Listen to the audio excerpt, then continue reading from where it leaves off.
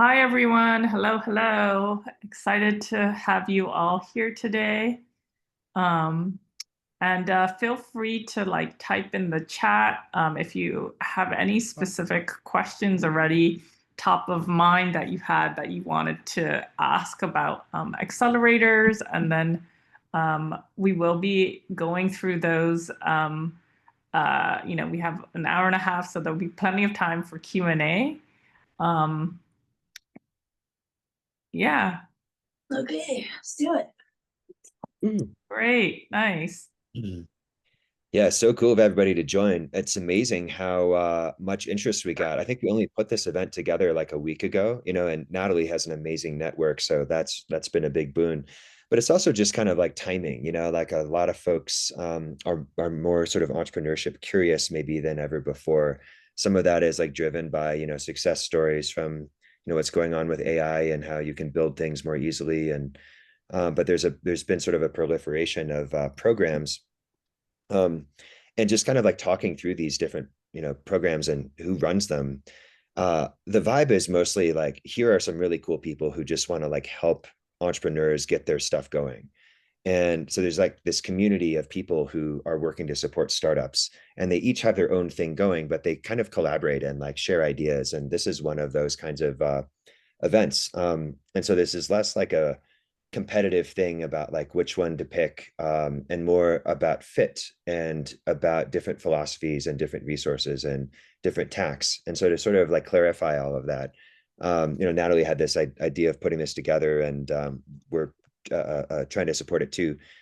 If you don't mind, since I'm not representing one of these groups, I'll go ahead and explain a little bit about Stanford Angels and what we do.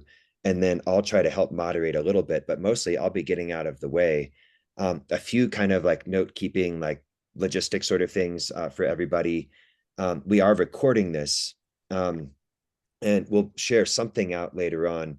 We might edit it a little bit, but it's going to be, all the main takeaways. So if you're struggling to take notes, or you're trying to let your AI tool in and it's having trouble, relax. You'll get some kind of recording, and it'll have all the good stuff in it.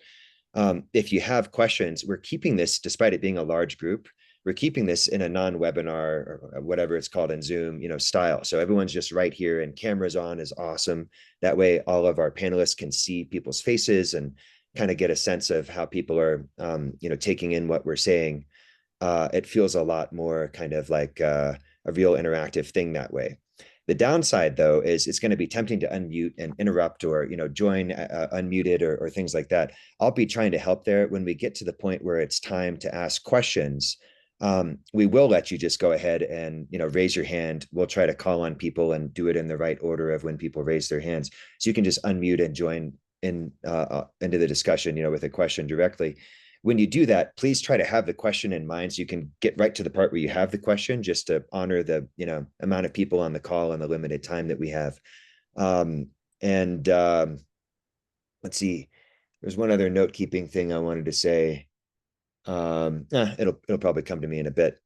I'll start off by asking a few questions here, but we'll let each of the accelerator programs give a brief introduction of themselves and their program to begin with.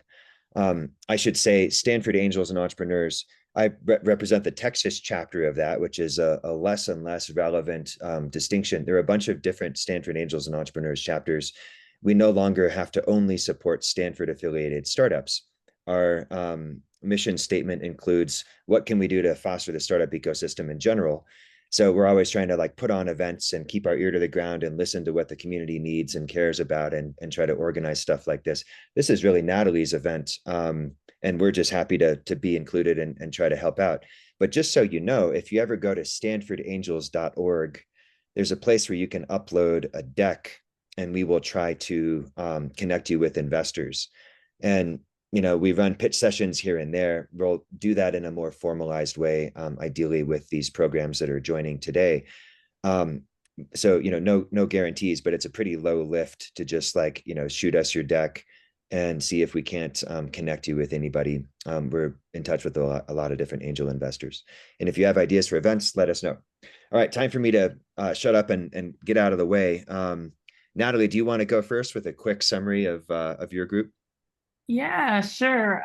So we're probably one of the newest ones on the block. We're a 10-week pre-accelerator, and we have our next cohort actually starting August 23rd to October 26th. And we help startup founders learn about fundraising. We also look at different avenues of funding. So we cover like crowdfunding, what if you get a bank loan, looking at grants. And so that's why we're kind of funding Breakthrough Lab, because we really want you to understand the ecosystem before you go out there and go raise for your startup. And then, yeah, I guess like I'll share more about it, but I'm happy to be here today, and I'll let, I guess, the next cohort accelerator talk. Nice. Jenny, are you okay to go next? Yeah, absolutely. Hi, my name is Jenny. I was looking through the list, and I think I don't know anyone here that's here, so I'll give it a short introduction. My name is Jenny. I am the managing director for Founder Institute. I'm a geneticist by education, behavioral psych, and in behavioral psych, moved it over to management consulting for Fortune 100 companies, work for Citigroup, United, Google. And then I got tricked into starting a startup. Yes, tricked. Uh, it was a really interesting experience. We did pretty well. And then I moved over to the dark side where I'm leading this accelerator, but also completely separate. We have a fund and we invest in pre-seed to Series A startups, and we're industry agnostic. A little bit about Founder Institute. It is a pre-seed accelerator. We look at startups that are in their customer development, customer validation phase, all the way up until pre-revenue, early traction, and early customers. One of the things that we are kind of more like a business boot camp to some degree. We meet once we meet once every week for about 3 months. We cover all of the main pillars of how to best grow a business. So that's customer development, validation. What does that look like? Product market fit. How do you achieve that? How do you know if you've achieved that? Revenue model, business model, co-founder teams. How do you grow, growth, and then fundraising. I can go into a little bit more about Founder Institute, but Sanjay, if you wanted to key in a little bit about yours, that'd be great. Awesome. Thank you, Jenny. Hi, everyone. My name is Sanjay Valpan. I'm an investor with the Berkeley Skydeck Fund, the partner VC firm with the Berkeley Skydeck Accelerator. The Berkeley Skydeck Accelerator is UC Berkeley's premier accelerator program here on campus. We connect companies from all around the world with the resources of Berkeley, whether that's lab space, professors, alumni, students, advisors, etc. You don't need to have any affiliation with Berkeley to get access to those resources. And the reason why the university gives us those is our venture fund donates 50% of our profits, our carry, back to the university. So the startups who get access to the Skydeck Accelerator get access to all those resources, regardless of your affiliation. Cool. And I think we have one more. Yeah, Arissa's here, I see. All right. Can you hear me? Yeah. Hi, my name is Arisa. I'm from Draper U Ventures. So it's like Draper University, but it seems like a school, but our concept is a school for entrepreneurs. So I'm an investor and then also program director. Usually we've been running 5 or 6 accelerator per year, and we are basically based in San Mateo in Bay Area. So we have 8-floor building and 100 founders living all together. So when you're selected 5 weeks, you're gonna be only surrounded by founders or investors from 35 different countries. We are supporting a pre-seed or maybe a little bit earlier, depending on which program you're attending. And then we are covering how to be more like communicated with the investor community, and then fundraising, go-to-market strategies, MVP, pitch deck, and then our main program, usually it's called Hero Training. And then we have 5,000 alumni from all over the world. And then Tim Draper is our founder, and he will be joining and then with you for usually the demo day. Yeah, very nice to meet you, everyone. Thank you. Wow, wonderful. So just some like basic questions here. Eligibility. Do people have to be US citizens? I just heard Arissa talk about founders from all over the world. Is that the case with all of you? And could you also please speak to remote participation? Do you mind going first, Natalie? Yeah, sure. So we take idea to seed stage founders, and we would prefer if you are here in San Francisco, but that's not a hard criteria. We did have a few people internationally in our last cohort. But if you're here in San Francisco, because we do our opening closing retreat in person, our demo day is also in person. So you just get the benefit of that social aspect of being around other people, which also helps build community. So yeah. Got it. And Jetty, what about Founder Institute? Um, for the most part, we're remote. Our sessions are remote. We do have a hybrid component where we do in-person meetings, and then we piggyback off of other larger in-person meetings. Um, and I'm sorry, I think I answered all your questions. Oh yeah, that's right. Yeah. And just to make sure I get, so it's remote, but there's a certain time when people need to show up somewhere in order for things to, or I guess you said hybrid, so remote people are It's fine. hybrid, yeah. So all of the sessions are remote. The office hours and the working groups are remote. We do have virtual networking events, but we also have in-person ones for the Bay Area. Yeah, got it. And Sanjay, what about you for eligibility? Yeah. Yeah, So most of our companies actually coming through the accelerator are actually from outside of the US. So 60 to 70% are actually international companies. We partner with university programs around the world to bring those companies to Silicon Valley. So yeah, you can be a non-US citizen. We can help with the flip. We can help write the visa letter. That's totally fine. Regarding if it's in person or virtual, we're more of a hybrid program. Our program is a little bit longer. It's about a 6 month long program. The first 6 weeks are mandatory in person because that's when we connect you with all of our resources and all of the professors and everyone here at Berkeley. The middle part is hybrid. And the last 6 weeks are also in person because that's when we introduce you to all the investors for your seed round. They all come to our offices to meet with all the companies. got it. Yeah, Oh, I should also add, yes, we do accept international students as well. So I typically have a combination of mostly Bay, national, and then some international. got it. Cool. And Arissa, you mentioned international. Yeah, any other restrictions on eligibility? Not really. So we are really proud of supporting a lot of people from outside of US plus inside of US as well. So our main program usually takes 5 weeks or 3 weeks, 5 weeks, sometimes 3 months. But I will say 5 weeks. We are usually support visa letter. They still need to figure out whatever visa application on their own, but we do support the visa letter. So they usually come here in person. We do a hybrid program, but 90% of our program mission is like gathering together in person. So everyone is like living together, co-working, co-learning, unlearning. So after the 5 weeks, some people even like cry, oh, I don't want to leave here.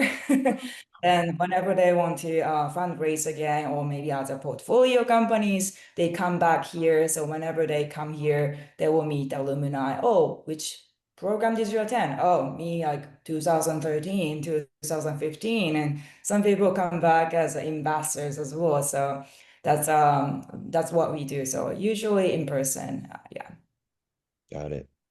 All right, so think about this one a little bit and take your time. But if you had to describe the ideal candidate, how would that person appear? Is it maybe the sort of stage, the industry, the connections they bring, the type of mindset that they have?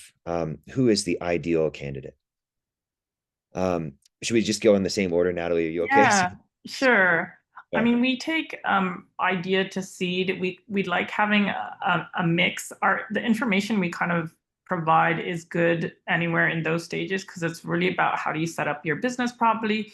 What should you consider when you're fundraising and all those aspects. So it gives you kind of this strategic overview when you're setting up your business, and that's how I say we're a little bit different from other accelerators. We're not showing you how to build it. We're giving you information so you're strategizing.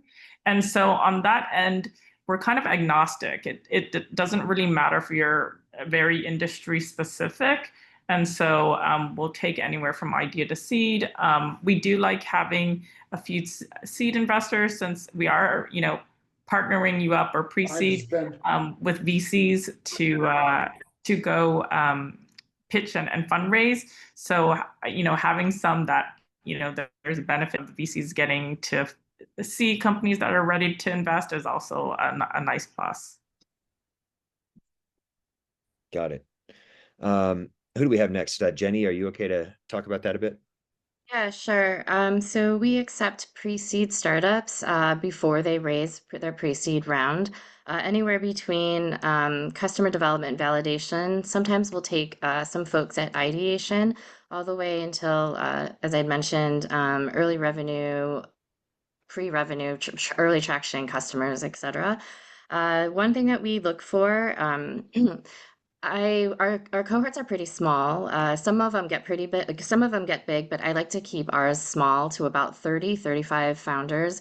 It's a pretty rigorous program, so folks who are really wanting to build their business, grow their business at a very quick pace, those are the types of founders that we predominantly look for, or rather are very successful in the program.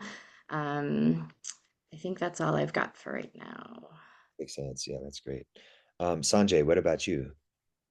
Yeah, so our batches are pretty tight knit. We accept around 20 to 25 companies per batch. We run 2 batches a year. In terms of industries, the types of industries we look at, we're pretty industry agnostic. We have a lot of advisors and professors across industry who can help support any type of company. We have a slight lean towards like deeper tech companies because that's what Berkeley is really really good at. But the types and the stage, we like companies that are planning to probably raise their seed in about 6 months, or the types of founders we like. I mean, there's a ton of different types of founders out there. We love founders who love to hustle and get work done and are really passionate about what they're building. Very cool. Yeah, Arissa, please. Yeah, so we are also like not really focusing on the specific area. As long as they're early stage, we're really welcoming on any aspect. But I will say, because Draper itself has a lot of deep history in Bitcoin and crypto, so we've been doing a lot of Web3 program as well, and then also deep tech on like AI and in general like deep tech.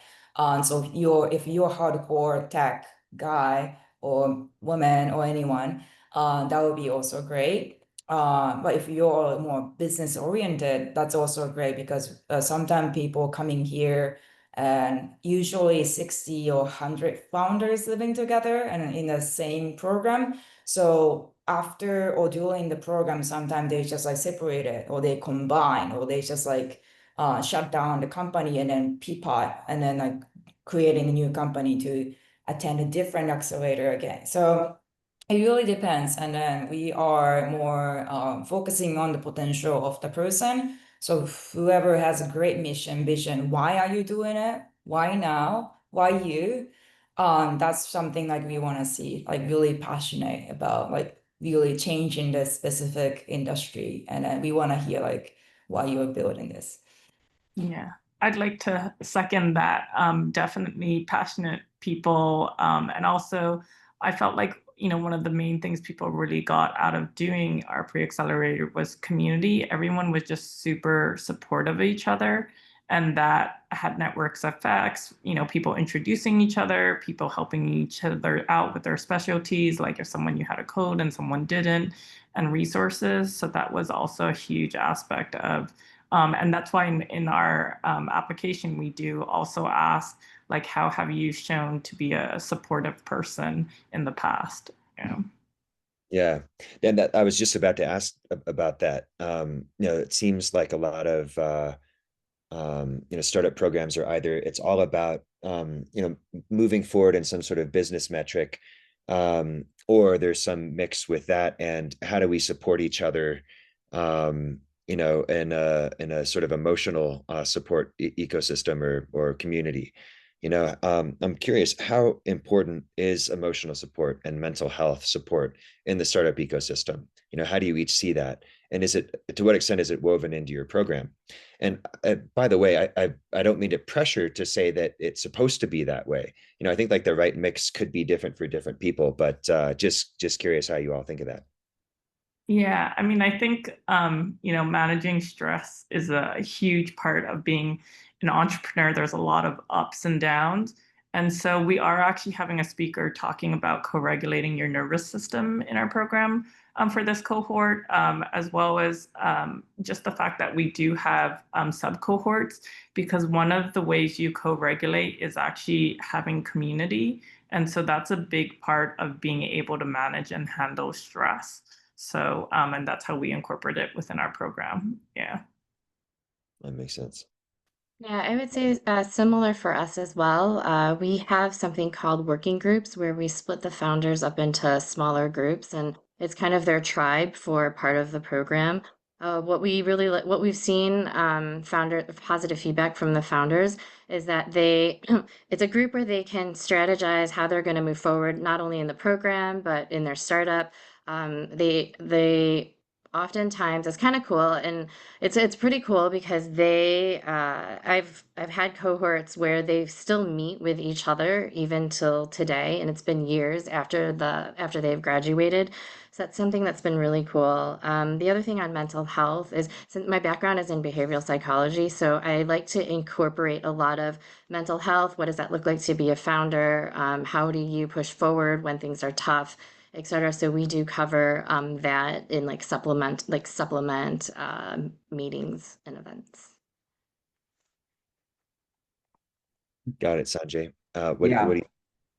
Yeah, definitely extremely important. It's something we talk about a lot with our founders and our alumni as well. We have programming, like we bring in speakers and advisors who can help the founders with that, like CEO coaching and just mental health experts to trying to help manage the stress. But I think one of the best things that we try to do is we have all of our founders like work in our offices with us. So even though it's a hybrid program, we give them office space at Berkeley and we all work with them here. So all the founders are all together with the fund team, with the accelerator staff, all working together for that 6-month period. And that everyone is sharing their wins, sharing their losses, sharing their challenges. And it's a really great ecosystem. So yeah, I'm here right now, just in a little office room to the side with all the founders working outside. Cool. Yeah. Um, From my side, it's very funny fact. I was a founder. Like I came to Draper University as a founder, and I was just one of the participants in the program. And then I moved to US 2.5 years ago, and then kept building it. And I was also sharing a room with other founders. And then at the beginning, I don't know if I'm gonna share the room with the two other people or one more person. But it was really great because 100 people on building something, like they're founders. And I was kind of intimidating at the beginning. Everyone looks so smarter and everyone is like really, I don't know, like doing well. But inside of the room, and then you basically spend almost 24 hours with those people, right? So it's really hidden inside. Oh, I have my team back in my countries and then totally different time zone. And then after midnight, like my roomie, like just like step outside and working. And I really want to manage this. I really want to expand my business in the US market. And then they're really, like the momentum thing that really vulnerable and then really insecurity. But I also figure out, well, that's something that I could also support each other. So that was really great. And our founder community really helped me And everywhere we go around, like it's a co-working space, an entire building of the whiteboard, no, white wall is like whiteboard. So you can go around and brainstorming everywhere. And then we hang out, we cook together, we watch movies sometimes. And so that's how I mean, living in the same building still. So literally like still like spending our time with the founders, but they really helped me. Now it's a different side. I'm a part of VC and an investor side, but I really want to meet the gap between the investor side and then the startup founder. And that's why I'm here. And then, yeah, so as a conclusion, like we definitely do a lot of team bonding because your founder's friends is the one who actually support even after the program ended. So yeah, we do a lot of stuff and then we take care of those things. And then we do have alumni support. So wherever you go in the world, you will usually meet our alumni. Yeah. Cool. Maybe one more question from me before we open it up. I'm curious about how the current startup ecosystem is different and how the programs are changing. And in particular, I'm thinking about AI and vibe coding or the use of AI to accelerate building.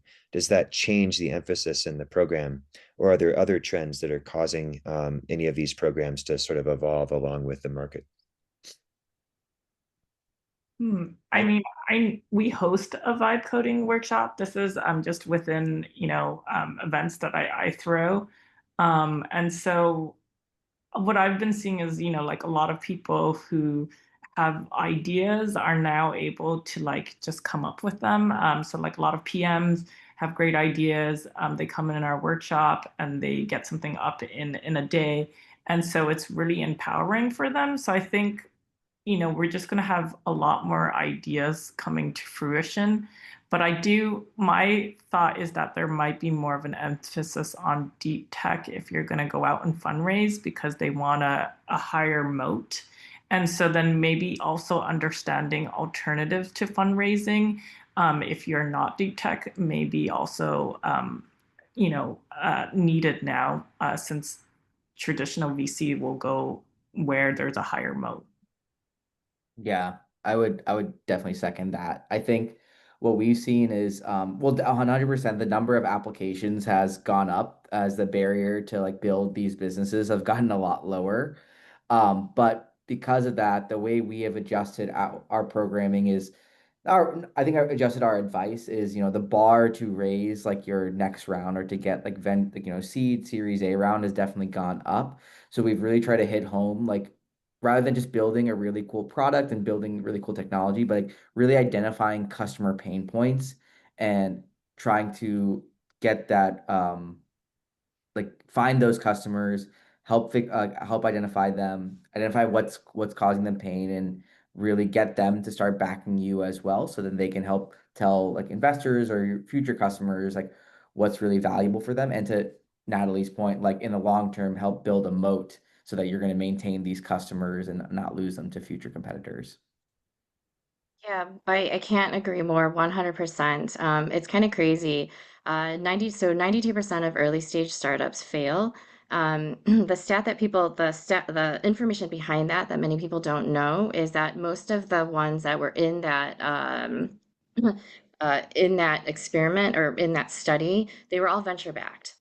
So venture-backed startups, or they had such high growth that they didn't need venture money. And so that's kind of like saying 92% of people who get into Harvard drop out. And it's crazy how high that failure rate is. And when you dig deeper into it in the postmortems, 42% of that is because no one wants the product. And so I think that's a really big problem in how we're building up startups and helping startups grow. And I think with AI, that's going to become even more of a problem as we really relied on tech being the moat. So it's like try fast, fail fast, work fast, do fast. Whereas now it's more a matter of what is the consumer looking for? That's what's going to make you sticky. What's the infrastructure that you're working on? And then it's scary in that one founder's entire product in a few months could potentially be another founder's feature in a bevy of products. And so trying to find that product market fit, the customer fit is really, really important. I think one of the things that I've also seen is that there are people who, it's still kind of a spectrum where there are people who really know AI and then people who are just starting out. And so one of the things that we've been looking at is how do we get founders more up to speed on AI, like AIifying their business. We see a lot of founders that they incorporate AI into the product, but they haven't had the chance to, or had the time, or even have even know how to add AI to the daily workings and the operations of their business. So that's also something that we've changed in our focus to accommodate for that. Interesting. Yeah. From my side, so we sometimes do the grant program. So that means that it's not gonna be the equity funding. And some people like think that, well, raising money from VC is great. But we also communicate to everyone that like, well, if you have money, if you have enough like, I don't know, revenue, you don't need to like really get the money. Or timing wise, you gotta be very like have a strategy to do that. Also, like the money coming from VC is not only about the money. It's like as other presenter mentioned, like we like as a VC or accelerator, like giving a lot of resources, pretty much like whenever we do like 3 weeks, 5 weeks, or 3 months, 6 months, our team is really committed. So that means that you are going to have a kind of external team.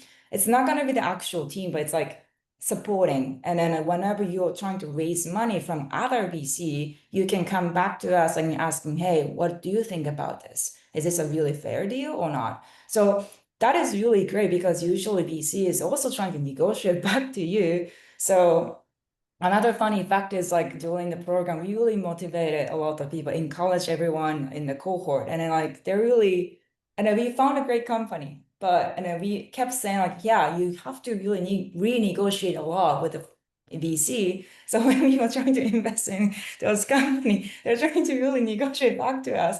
So at the end of the point, like that's great for them. But for our VC, we want to like get the better deal. So that was really funny fact, but we really want to honest with everyone because not every single honest opinion is not on the online or virtually. So we really want to like do like this is actual how we think, how other people like investor think. So again, like trying to meet the gap between investors and then founder, I think it's really smooth and then great for everyone. So really transparent and then so that everyone can understand what's the perspective of fundraising. And you don't need the money. If you need, you will maybe need a network connections or VC or like other, I don't know, branded. If you're selected this accelerator, that means great. And you can also maybe raise more money, something like that. Find this historical claims to the South China Sea are null and Gotcha. Yeah, thank you. Well, let's see. So the other item that I meant to bring up at the beginning, and sorry to only do this now, we have Diva Sharma on the call from the Stanford Young Alumni Association. Thanks so much, not only for joining, but also for helping us put it together and get the word out. Did you want to say a few things about your org before we open it up for questions here? Absolutely. Thank you so much, Alec, and really great to see the turnout in such a short span of time. So Stanford Young Alumni Bay Area is essentially for alums that have graduated within the last 10 to 15 years. So we're pretty open-ended on the 10 to 15-year range, and we have alumni who join us to host events, from professional events to fun mixers, and we've collaborated with organizations across angels and entrepreneurs to now putting up some events with Y Combinator. So I know we were talking about accelerators today. Happy to share my experience working with them too, but we're on the professional side, that's what we do. And then, of course, if you are a young alum or interested in supporting, we do have other fun events like open mic nights and trivia nights too. So that's the other side of what we do. And we have about 500 members. Thanks, Alec. Yeah, wow, cool, thanks. Oh, you're on mute, Alec. Oops, sorry, thanks. Yeah, lots of questions coming through here. we had a few on kind of the topic of eligibility, but the spin was, what's the difference between an accelerator versus pre-accelerator program? And I suppose if you can put yourselves in the shoes of someone maybe who is considering for the first time whether they want to join either or the other of those two kinds of programs, how should they be thinking about making their decision and making the right choice about which to join? I mean, at the end of the day, I think pre-accelerator, accelerator, they're all going to help you jumpstart, hence the word accelerator in it, because they're going to connect you with network mentors that would probably otherwise take you forever to find, and or maybe you wouldn't even be able to reach these people. A lot of these experts in the industry, they're willing to help, but they would want to help a lot of people at one time. And so their time is precious. And so if you join an accelerator, you're getting access to people you might not otherwise have. And yeah, and just save time. For me, I called Funding Breakthrough Lab a pre-accelerator because I felt like we weren't really covering like company building. And I think a lot of accelerators do that. Like, how do you go out and do the user research? Now go out and do this. We're kind of giving you like, hey, this is information you know, so you can strategize how you're going to fundraise, what's your exit strategy, how do you do outreach, this is how you do storytelling, this is, you know, how you co-regulate your nervous system, like things that you actually need to understand and build your business. And then we felt like this is you know, information that you could do with an accelerator or another pre-accelerator that covers that other stuff. Yeah. Got it. Yeah, it makes sense. Did anyone else want to add to that? Other panelists? Gotcha. Oh, go ahead, Arisa. Oh, Oh. I was just about to say, I think Natalie covered it really well. Yeah, pretty much it's the same. But one thing maybe additionally mention is I would say like it's fine that if people only have idea or trying to figure out, because some people really think that, oh, we own, like we really need to have a corporation right now. I mean, it's fine, like as long as you have something like figuring out and trying to build something, and then start building, and then we are giving resources and network environment for you to figure out. So it's fine if you're not having figured out the MVP or pain point. That's still a pre-accelerator part. But we do also have accelerator, like, which is already someone is figuring out, maybe slightly raise money or slightly raise grant. That's also great.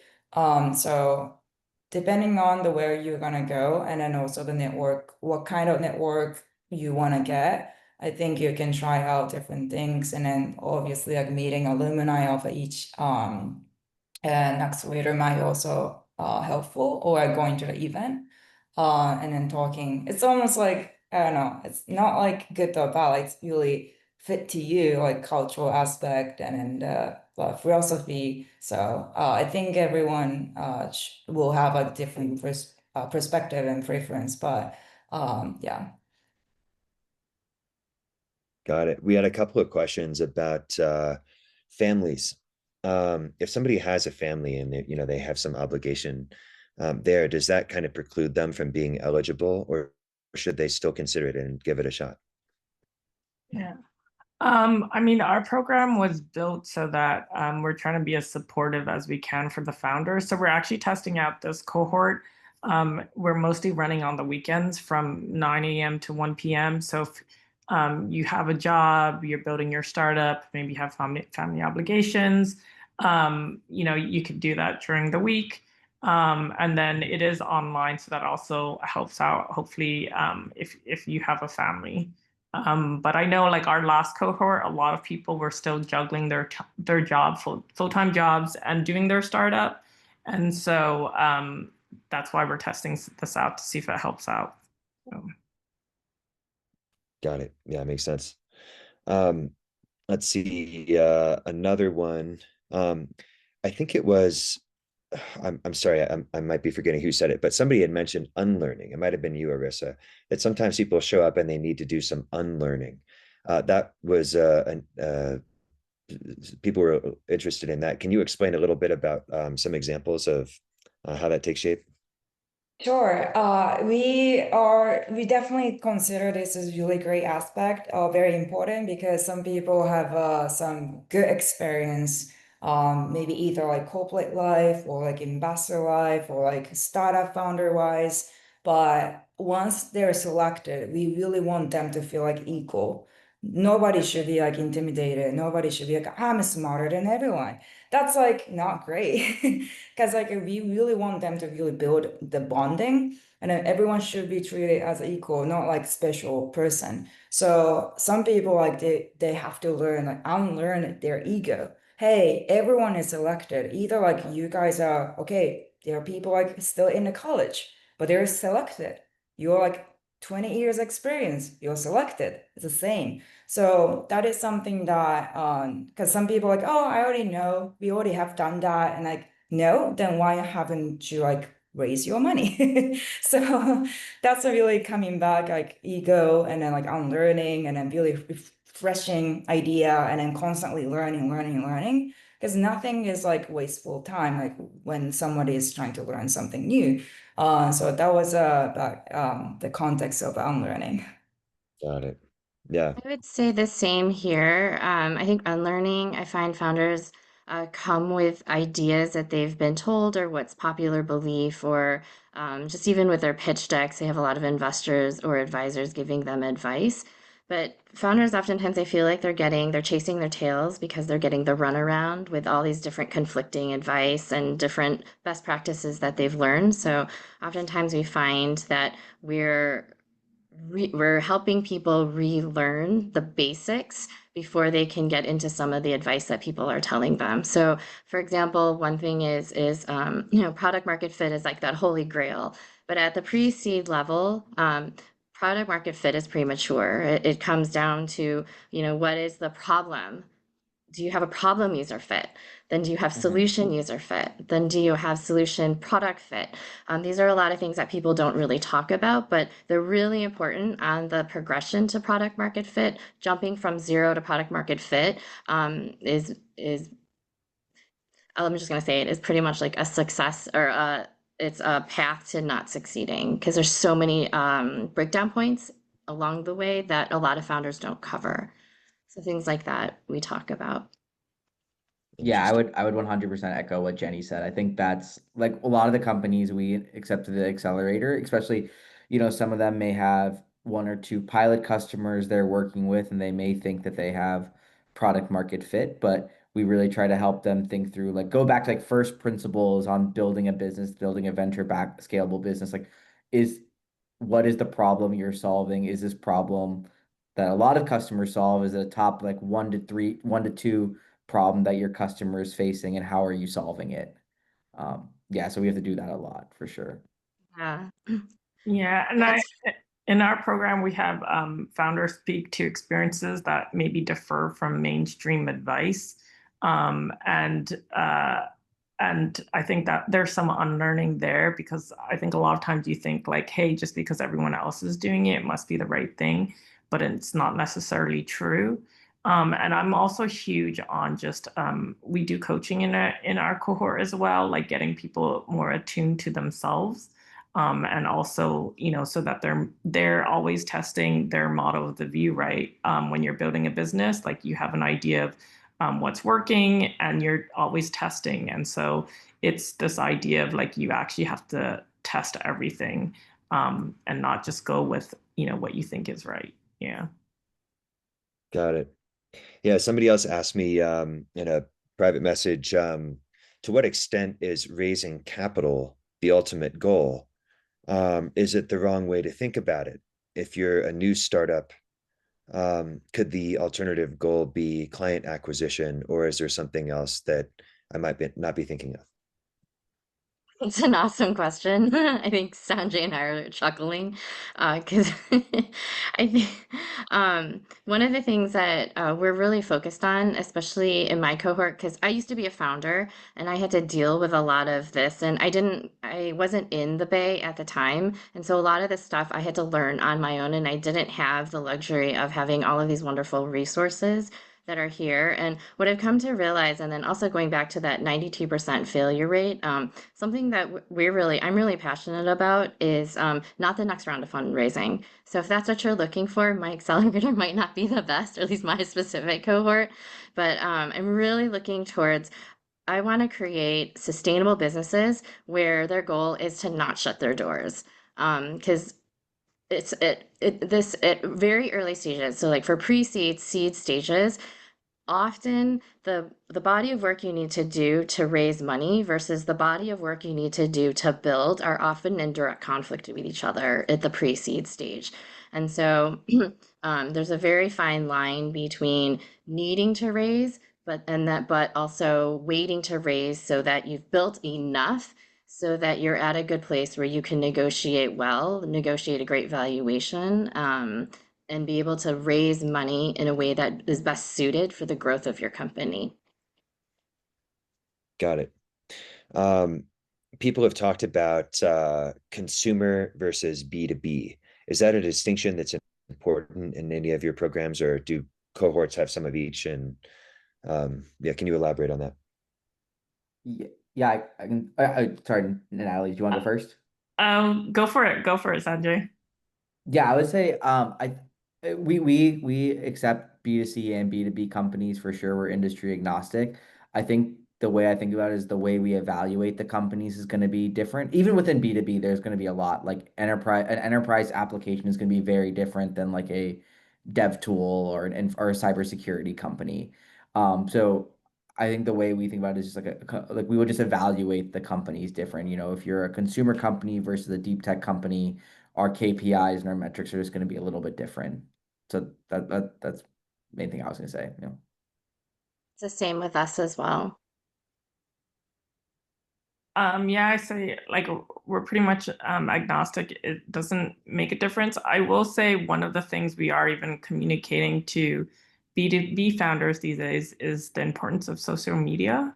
In our cohort, we kind of communicated that, and a lot of people ended up starting their social media from some of the information we're sharing. We're actually also sharing some tooling that's going to help with that. And so some of our members started getting invited to speak on panels because of this action that happened through our cohort.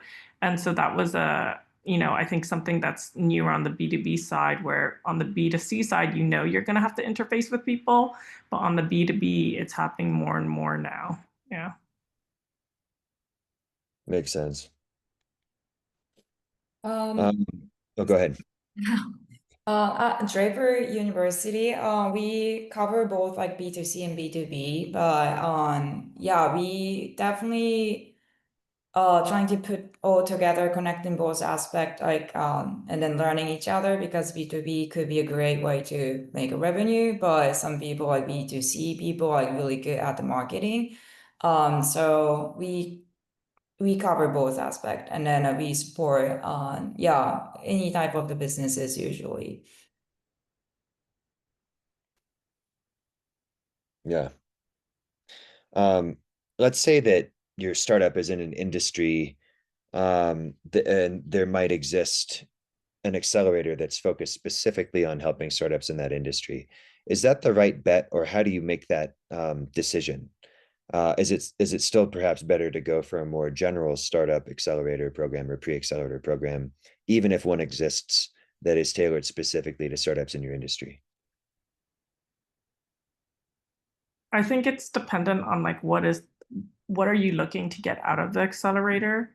Obviously, if you go with the industry specific, you're going to get stuff that are specific to the industry, but maybe the general one is covering other things that the specific one isn't covering. So I know a lot of founders who've participated in multiple accelerators just because you're getting access to different networks, different information, and different resources. So yeah, you just need to know what you want when you're going into the accelerator. Um, I would say, I think I would say, and this is focused predominantly on pre-seed startups. I would say agnostic is a better route to go. So I've led a space, blockchain, cannabis and healthcare, biotech focused verticals, as well as a generalist vertical. And what I found is startups need basic structure, and before they necessarily need more specific information. And at the end of the day, if that basic structure isn't there, no matter how much you try to grow off of a broken foundation, then there's a lot of friction points in the future that I find that startups end up having to redo, undo, go back to the beginning and start again. A lot of times with early stage startups, it kind of sucks. And I found this out as a founder, is that for certain things, there's a specific way to do things and there's a specific order in which to do things.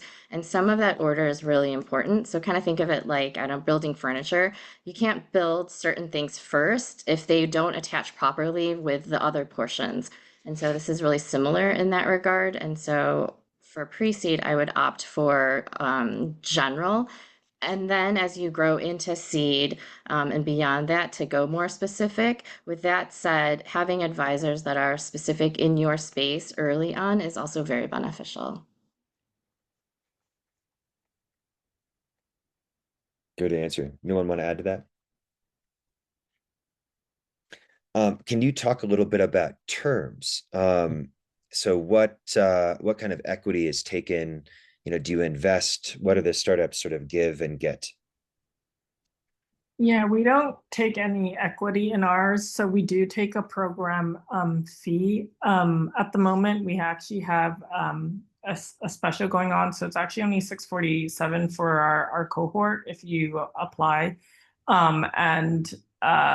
I mean, what you get is pretty much network, and then we do have all the pitches with the judges. So I know, like in our last cohort, one of our members ended up getting a 2 million partnership deal with our judges, and I think another one ended up fundraising. So yeah, but there's no guarantee. Yeah. Got it. And then we invest 200K on a cap safe for, I think, 7.5% to 2.67 million valuation cap into every company that's accepted into the accelerator. And we give that capital upfront. So at Draper U, we don't take any program fee, but you have to be selected though. But if you're selected, we're gonna cover all the accommodation, so you don't need to worry about. So you're flying here, and then we sometimes, depending on the program, we sometimes put in the grant money upfront. So some program like we bring a 20K or sometime 30K upfront. And then also if someone is selected among the cohort, and then we sometimes put the investment. So the terms will be really depending on the companies, but so people sometimes expecting to come here to get invested by us, or we also support them to get invested by other VCs. So that is something that we usually discuss. Yeah.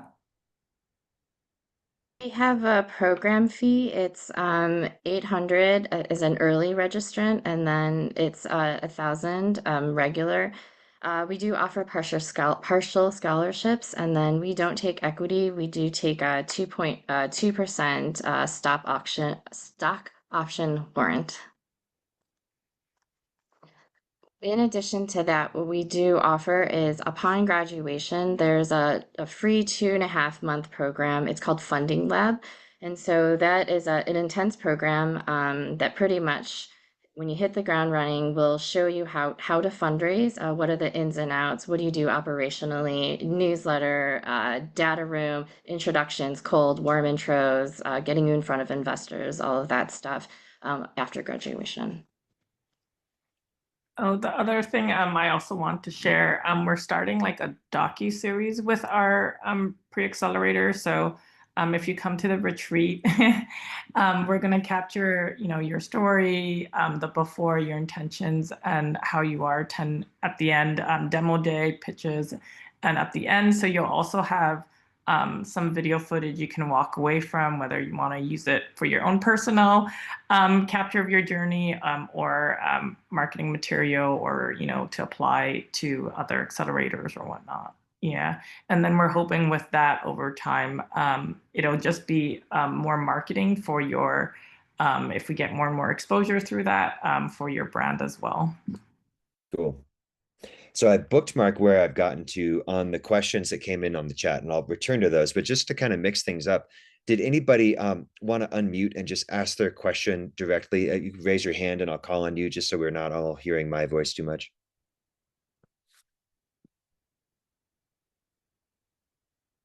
No worries. And while you think about that, I can continue here. Here's an interesting one. What is the average number of pre-accelerator programs that startups go through?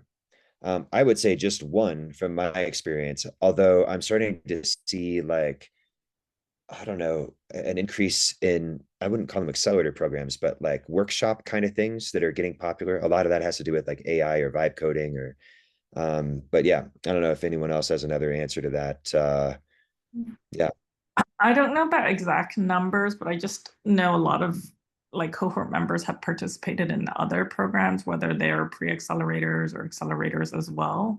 And so I feel like usually at the beginning, you're just learning a lot. And so these programs are super useful. I know one of my friends, she went through a bunch of accelerators and now she's like, okay, when I build, I don't need to go into accelerators anymore because I've, learned the gamut. I've learned all the basics. So at the beginning, I think, hey, if you have the opportunity, you can take it. Yeah. Yeah, it makes sense. Hassan, thanks for raising a hand. Did you want to ask a question? Sure. So my question is, if a company has a small business innovation research grant from the National Science Foundation, phase 1 is 300,000 and phase 2 is 2 million, what kind of accelerator would they fit in? Well, I can talk to that a little bit. There are organizations that focus purely on that, like helping you to get more and more of those government grants and get kind of deeper into, government stuff.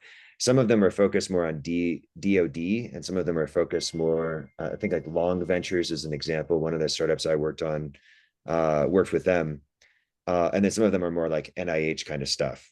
So there's like a whole slew of groups that help with that. And there's somewhere in between like a program, like sort of pre-accelerator, accelerator, like the ones on this panel, on the one hand, and a like business development strategy, consulting group that you hire that, tries to find the right sort of solicitations for you or, opportunities for you, and maybe has connections within the government, having done that sort of thing in the past. And then I also know like Panelists. DARPA has released a couple of like accelerators as well that might be like of good fit for what you're doing. Mm-hmm. Great, thank you. Nice. And then David, thanks for volunteering to ask a question right out here. Sure.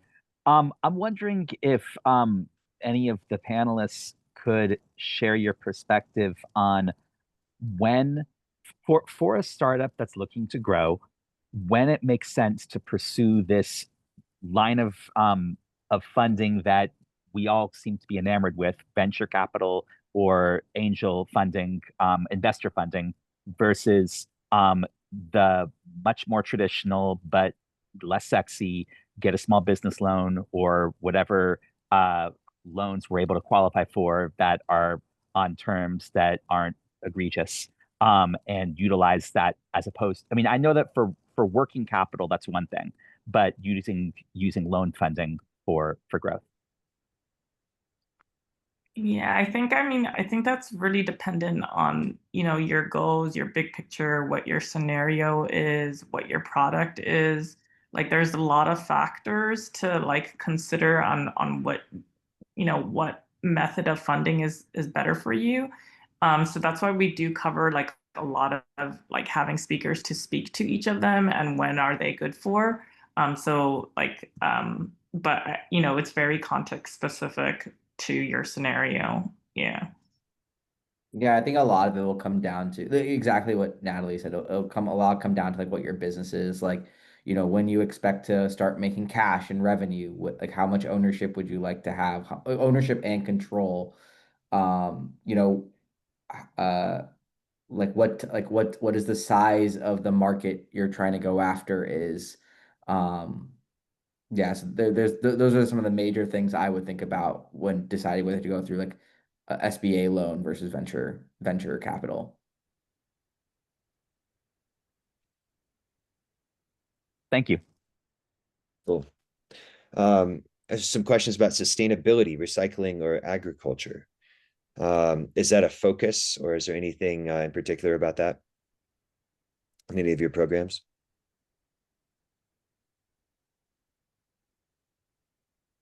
Sounds like We not specific. Oh, go ahead, Sanjay.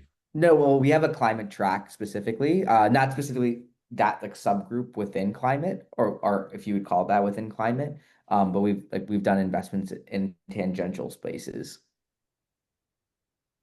Oh, great. And is it Eshmail? Am I saying that right? Yeah, you got it right. Beautiful. Thank you. So first, thanks for hosting and the great info that you guys gave us. I'm a founder and I have a question for Sanjay. I was wondering if your funding is uncapped safe or you mentioned capped. It's a cap safe. Oh, okay. Thank you. Mhm. Cool. All right, moving right along then. The question about co-founder and matchmaking. So if somebody is a co-founder, can they apply and then join and then get matched? Or should they try to find somebody before they apply? In that case, are there resources available to help them? I mean, for us, whether you have a co-founder or not, before or after, it doesn't, we're not like example. I know YC is very like, hey, we want you to have a co-founder. We're fine with solo founders. I know one of our speakers speaks a lot to the fact that solo founders actually have more exits. And so whether you have one or not, you can, or if you're planning to get one, you can still join us before you find your co-founder. So We would say it goes both ways. Sometimes we have solo founders, we have co-founders, we have people who are two solo founders and they meet each other and become co-founders. We've got a lot of networking events, different things like that. So I think we're kind of straddling both, or all the above, rather. And just, I've spent some time on the Y Combinator co-founder matchmaking site, and I found some really cool people, and I wound up working on projects with them that way, even though I had no intention of applying to Y Combinator, with them. It was just like kind of a good place to find people. And there's some other like good, you just join the meetup group of whatever the topic is, or the Facebook group or something like that, and start messing around, or Reddit, or you can kind of like find people who are passionate about a similar thing if you like dig deep into the niche thread that you're exploring in your startup. Nice. I love seeing these hands. Veronica, did you want to go ahead and ask something? Yeah, thank you. So I guess kind of along the lines of something you guys were talking about earlier, which is kind of like the funds go kind of where what's popular in the moment is, and I know a lot of it is like software and AI. Is there any room for like businesses and like medical device technology and things like that, and this type of like accelerator program? I know people in, VC funds and stuff like that are usually a little more hesitant because of regulatory requirements, et cetera, but just wanted to hear out what people have to say in the field. For us, at least, we have a health and bio track, and we've done a couple in the device space. And then we also have a network of like if you're, for future rounds, we have a network of investors who specifically focus in that area. So, we have a pretty broad network and I'm sure all the groups here, they have a broad network of investors that some are pretty generalists and some are more like industry specific. So yeah, there's still an appetite for those types of companies, depending on what the type of investor you're talking to. yeah. I'd say the same. One of the verticals that we had was for health tech, and part of branch off of that was for medical devices. So we've got mentors, investors in that space. My background is also in healthcare, so pretty well versed in that.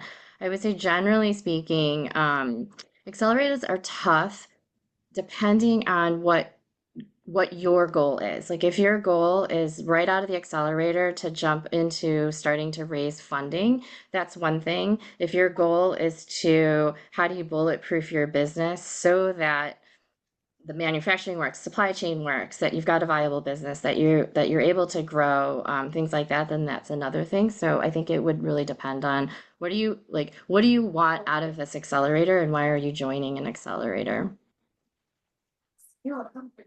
Yeah, and then it might be like having to go non-VC routes. I know like we have someone from family office speaking to how do you find and network with family offices so you can, fundraise through them. Also just like angels and syndicates. So we talk about that. And so it might be tapping into other networks. And also if your product is very consumer driven, like people would love this, crowdfunding might be a source as well to consider. And so understanding that, like, if you come to our cohort, we speak to all those things. Yeah, I spent a little time helping StartX and was impressed with their wet labs. But they have this thing where if anybody kind of like meets their criteria for acceptance and that person is Stanford affiliated, they take them over any candidates that don't have that affiliation. So it's harder to get in if you're not Stanford. But they do have that wet lab, which I think is pretty cool. And there are a lot of resources that come with it. Startup legal services. Any of the programs have any of that in their mentorship, but maybe perhaps officially? I do.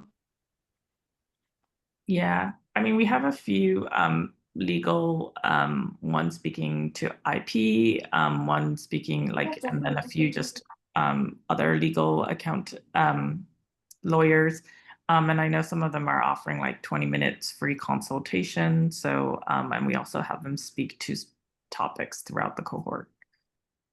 I'm the person who asked the question. Do you know if their services include access to Westlaw or LexisNexis? No idea. Okay. Not that I know of. Yeah. Thanks. Anyone else on legal stuff? I'll say for what it's worth that a lot of law firms are pretty generous with startups. If you reach out and have a specific question, you're like, hey, I'm a startup and I just need 15 minutes. This is my question. I need a yes or no answer, ideally with some elaboration and some citation. And they want to do that because they want to like get your business once you've grown, and if you have something specific and it's like really quick for them, they're often like eager to kind of do something like that. They might try to like get you into something where you owe them later once you make money, and that's a pretty common way to set things up.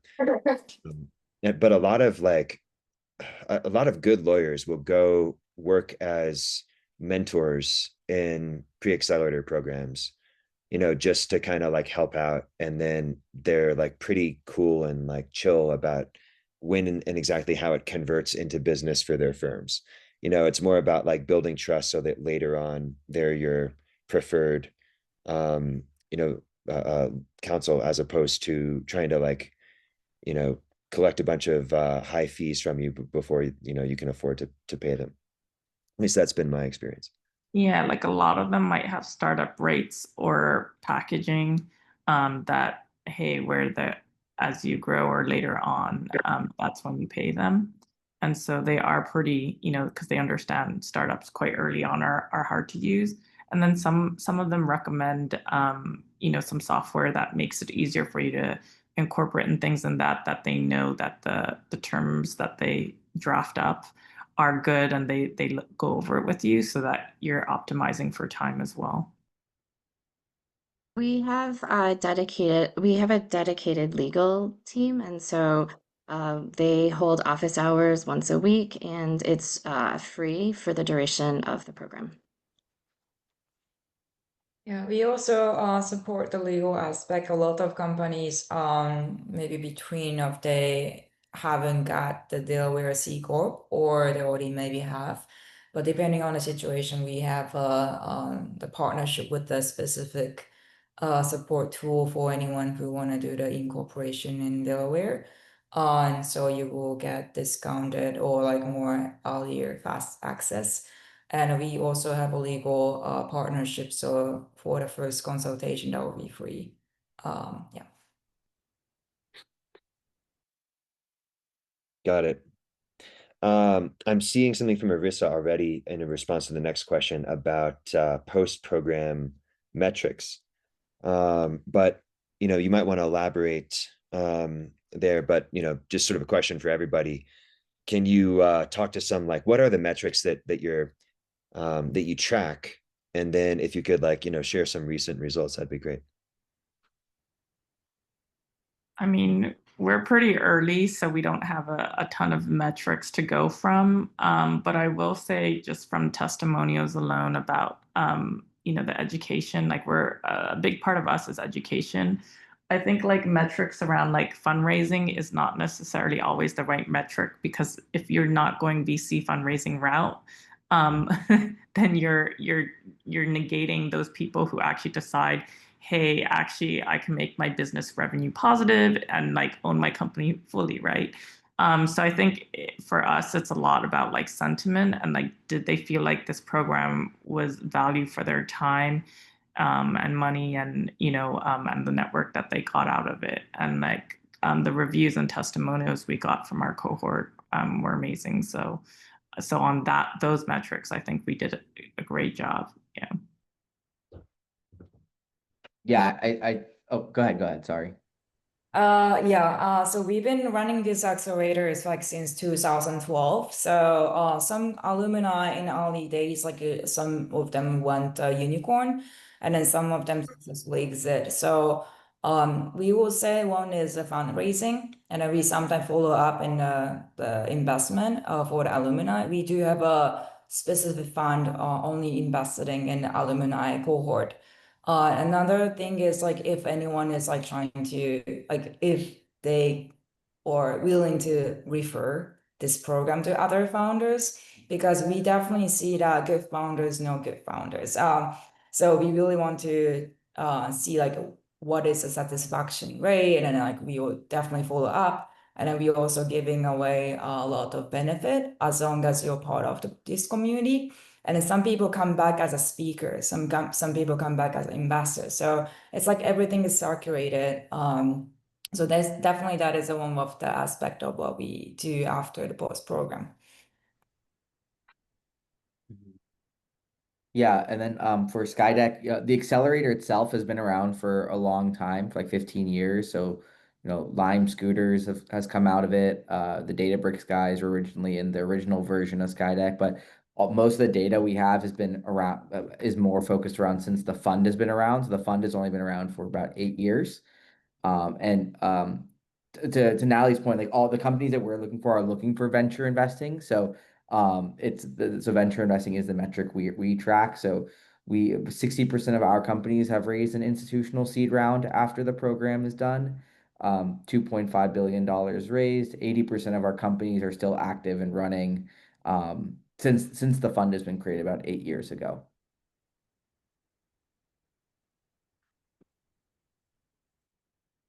Nice. All right. So another question, we've talked about AI already and how it's like sort of integrated into the program, but somebody dove a little bit deeper about how VCs see it. Let's say that you're a startup and maybe you've used some AI here and there to sort of help you build your thing, but you're not necessarily an AI focused startup. If that's what VCs are so focused on right now, how do you, as the accelerator, help to kind of whet the appetite of the VCs or the angels or whoever to pay attention to these other startups?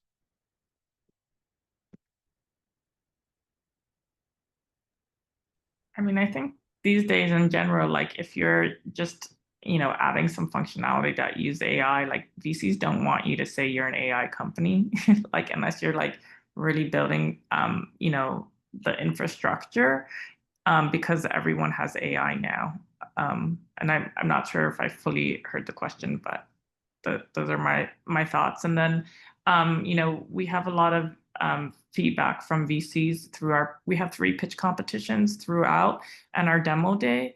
So you're getting to practice with like real investors. And so as you're practicing your pitch, if you're incorporating that, you'll get feedback around that as well.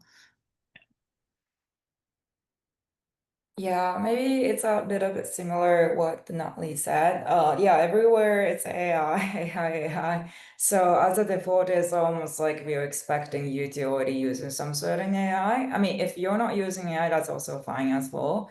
But I think more than caring about those noise, like how people think about you, I think it's more better to think about building and like having actual tractions and numbers, caring about what is the customer pain point, what you are trying to change. Like we really love the bold and unique idea, and that's what we are historically invested in really unique ideas. Like Elon Musk is one of our portfolio and like crazy dynamic people. So if you want to do something like, wow, like this is something so cool and then like very unique, we never really seen, it doesn't really matter like if you're using AI or not, just like come and talk why you want to do this. I think it's more better to thinking that, oh, is it like something that VC care? But each VC has a different philosophy. So you gotta find a good matching the philosophy and then like the VCs and investment thesis. Yeah. Makes sense. I would definitely second that. You definitely want to find VCs or investors that align with what you're doing and their thesis aligns with you and you align with them. With that said, I think I also wrote this in chat, is that at the end of the day, AI is just tech. It's just a vehicle to get somewhere. It's like the internet. It's like all the other pieces of tech. So if you have something that the customer or whoever your customer is just loves, they can't live without, they don't want to live without, it's something that they're really excited about, then I think you're on the right track. Why AI is coming into play is because AI will just get you there so much faster. And so I think that's really the question is how sticky is your product versus how quickly can you get it out to market and how quickly can you continue to iterate and grow it feature wise, product wise. Because if you're not leveraging AI with that, you're going to have a tough time keeping up. So I think those are kind of the two questions as opposed to VCs just being in love with AI for the sake of AI. Even though it might sound like that though, because I definitely do understand that. Yeah, good points here. Let's see. All right, so some of these questions have been answered a little bit already. Here's one. For founders who are looking for a scaling opportunity, especially leveraging AI and other progressive technologies, where should they go to learn more about such opportunities to be inspired to take action on legitimate opportunities? So I guess, what's real and not in AI, or how do you leverage it in kind of the right way? We might have touched on that just a little bit right now. Does anyone have anything they want to add to that one? I think like it sounds like you're trying to chase maybe what the trend is, and I would focus probably more on where your passion lies. Um, like if you're looking, yeah, I'm not sure if like I'm fully understanding the question, but I mean, if you're looking to be inspired, there's, if you haven't played with Cursor and you're not a coder, like I definitely think you're going to be inspired when you use that. But if you're looking for like an industry to start working in, I think you have to look at what you're passionate about, because whatever you work on, it's going to be a tough, long journey. And if you're just chasing trends, that won't sustain you. You really have to like be attuned to like what it is you want to put out into the world and why you're doing it. Yeah, I agree. And maybe I also misinterpreted the question. If the question was more like where can I find like cool AI tools to like use to like optimize and build my business, that's the way I interpreted it. But if that's the case, I actually, there's I actually use like those Discord channels and Reddit to hear what my friends and other founders are using, and that's where I get a lot of my insights on what tools to use. So I would just recommend talking to friends and talking to other builders in the space and see what tools they have found useful. And if that's the case, then hackathons are a Oh great yeah, way. yeah. For sure. When I was doing my startup, I would just go to hackathons and like build out a small piece of my business each time, like use an idea, and that was a great way to network, learn new tooling, see what's out there, and so that's and then if you win a prize, that's always great motivation as well. Yeah, absolutely. So I'm just gonna go really low. When I was first starting out, I honestly I just went to LinkedIn.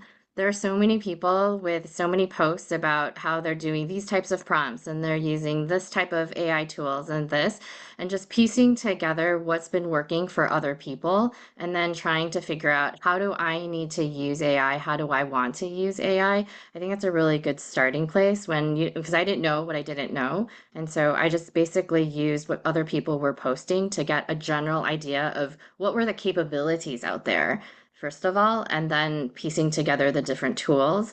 Then there's also lists on what are the best, like the top AI tools for any given industry, for any given purpose.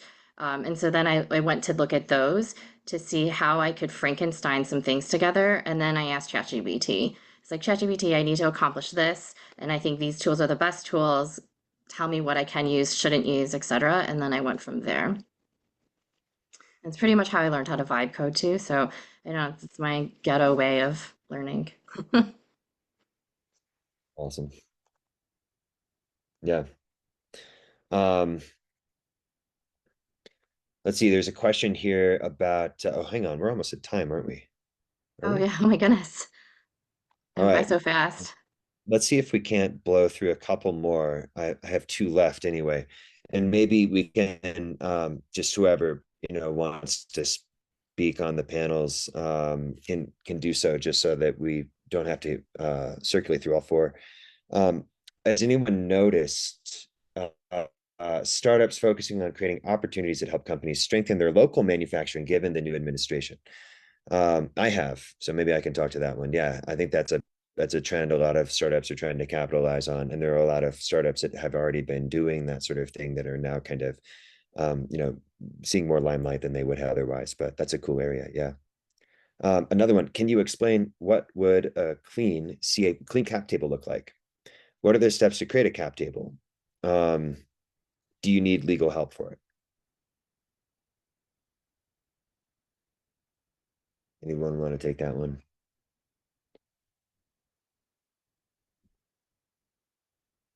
I'm sorry, what was the question, Kevin? The Clean cap tables. I mean, I think if you're negotiating any of your terms, you'll always want a lawyer to look at it, especially at the early stages, because if you make a mistake there, it's going to cost you way down the line. I know sometimes the term sheets, in the way that like how an exit happens, if you don't consider like your control of that, companies have been like forced to have a sale when they were still revenue positive because their investors wanted them to cash out.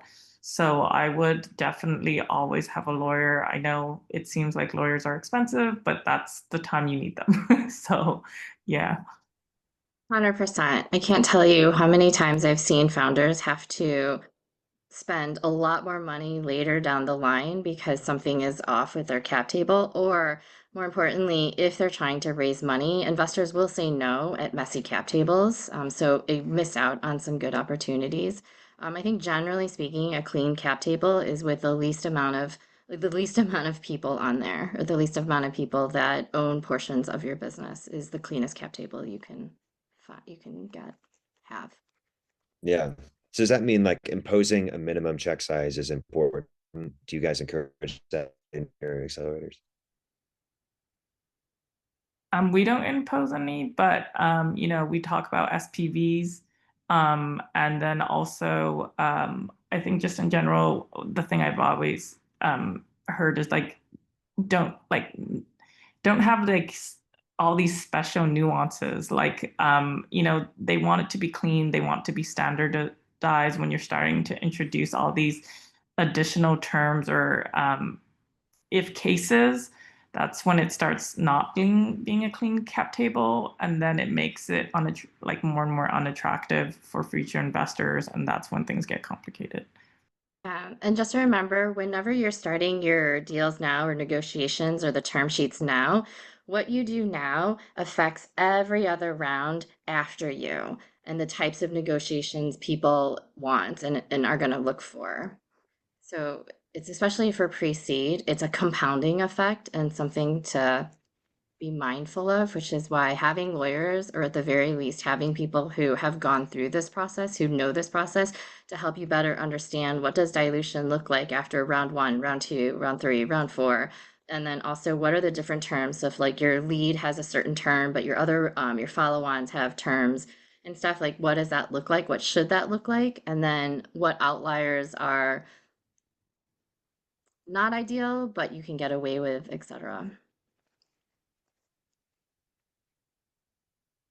I know we're pretty much at time, so I was thinking maybe if all of us panel, if we had anything else that we want to share. My main thing is that we are actively accepting applications right now. Our cohort starts August 23rd till August 26th. I know Jenny's actually starts end of October, so hey, if you want, you can do mine and then do Jenny's. We provide different information. And would love to have you apply. And if you want to connect, want to ask more questions, I've just shared my LinkedIn as well.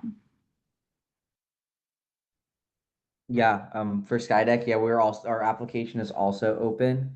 I shared the application earlier, but I'll reshare it and also put my LinkedIn in case people would like to connect or have questions. Yeah, same as Natalie mentioned, my cohort starts at the end of October. In the meantime, from now until then, we'll have a handful of different types of events. One of them, we're doing a series where it's showing people what are the best tools, AI tools to use. So, for example, prototyping your MVP, or what's a really good way to do inbound sales, passive sales, etc.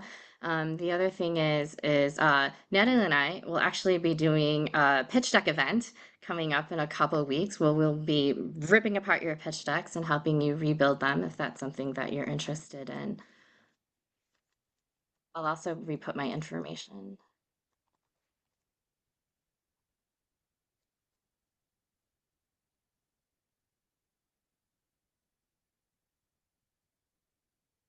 Arissa or anyone from Stanford want to share anything else?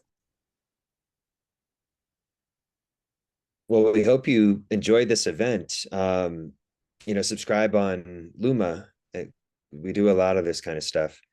And if you have any additional questions, maybe, let's see, here's a good place to put them. Let's do. Yeah, I just put in the chat, Stanford Angels TXs for Texas at gmail.com. Yeah, if you have any additional questions that you didn't get a chance to ask, I'll try to get those over to the panelists. Excellent. Thanks, everybody. Thank you, everyone. And feel free to reach out. I'm sure we're all really willing to answer your questions. Send us your decks, all that good stuff.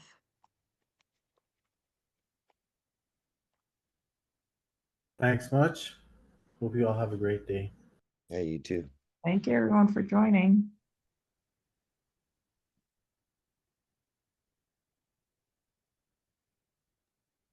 Thank you all.